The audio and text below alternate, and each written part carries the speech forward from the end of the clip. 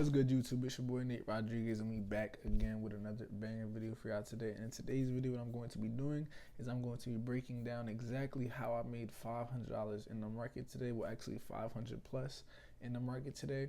And without further ado, let's get right into it. So as you guys can see right here, this is the actual trade that I took. I took a sell on gold, which it wasn't actually gold. It was actually the gold futures, but I like to mark up my charts on the actual gold because the futures and gold versus US dollars is exactly the same exact chart. It's just I feel like the gold chart is more accurate. So that's actually a little key for you guys. If you guys trade gold futures, look at and analyze the actual gold chart and just place your trades on the actual futures chart, obviously, because you have to. But the reason I took this trade was if you go into the higher time frame, like I always like to do. Well, actually, let's go all the way up to the monthly time frame so I can really show you guys exactly how I trade.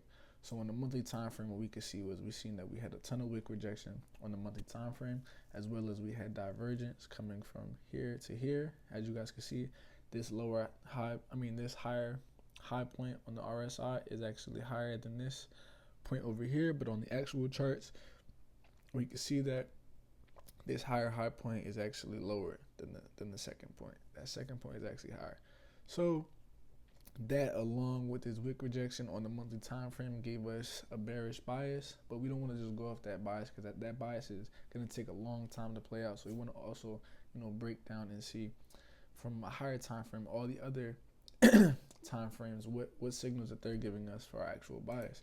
So then what we're going to do is we're going to drop down into the weekly time frame. Once we get down in the weekly time frame, we can see that we have a double top forming here, right?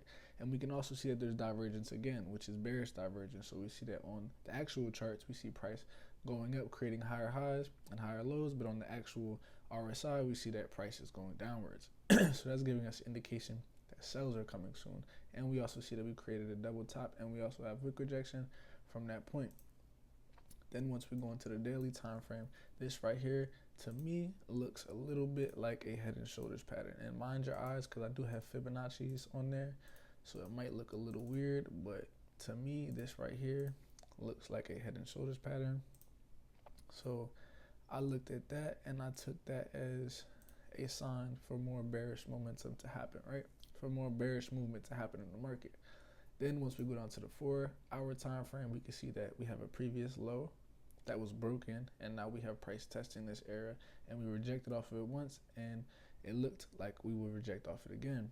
So that's another confluence that's letting us know, all right, that we could potentially fall from this area. As you can also see, there was a 4-hour resistance here.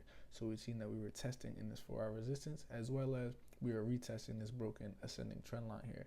As you guys can see, we have point A, we have point B, we have a break of that area, and then we have our retest right here.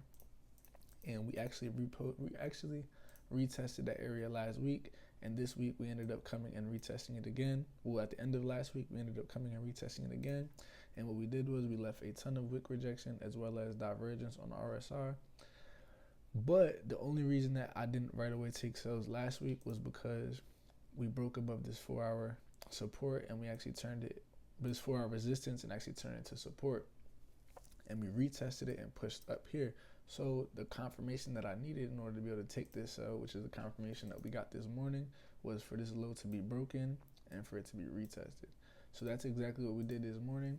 Price ended up breaking this area of support, as well as this low last night, came down into here, and then this morning, ultimately, it shot up into this low, back into this area of 4-hour support to test it as resistance. Once we got into that area, I seen that we had a minor fib that hit TP2. I seen that we were at these lows, and I also seen that we were retesting this previous support, 4-hour support, as resistance. So that gave me confirmation that we're looking for sells. I then entered a sell position once I saw that we created a double top here with wick rejection at that 61.8 TP, and I ultimately ended up carrying that down as this structure right here. You could see created a bearish fib structure, and that bearish fib structure had price going to negative 27 for the first TP because of the fact that we hit 50%. So I ended up entering the trade there, and then ultimately held it down to TP1 and exited at this 30-minute support area because we hit TP, and we also had divergence here, which gave me a sign that we could potentially reverse, which that's exactly what happened here. This trade was very easy, very simple. Like I said, my confluence is here, or a break and retest of minor structure. I had divergence. I had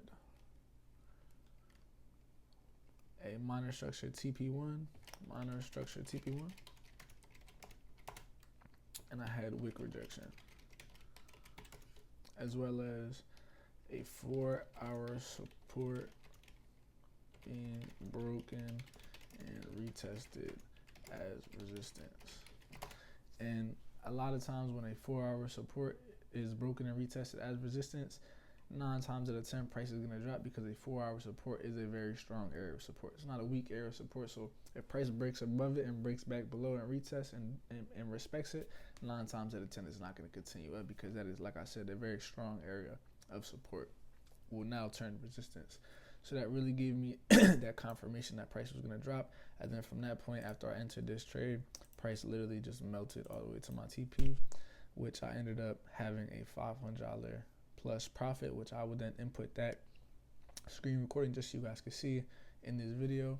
But ultimately, this was a very simple, basic textbook trade, and I hope you guys, was able to make sense of what I was saying. I know I was talking a little fast, but I hope you guys understand pretty much why I took this trade. And if you guys have any questions, you guys need anything clarified, just comment that down below in the comment section. I'll definitely do that for you guys, and I'll see you in the next video.